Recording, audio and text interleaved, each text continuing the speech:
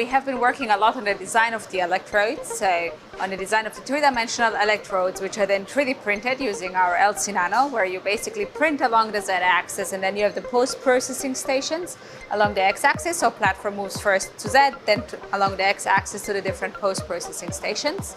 The electrodes are then treated, and then we actually assemble them into cells, so it has been really, really exciting to see our first 3D printed electrodes in cells.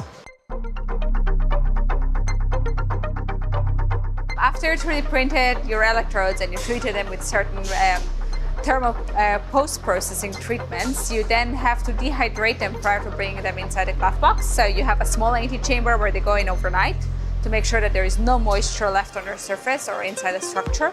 Then inside the electrodes, you actually assemble them into coin cells. So you, for example, 3D printed your anode or your cathode, and then you put the counter electrode. So for example, if you printed your cathode, you will put your anode and your separator in the glove box and crimp your coin cell.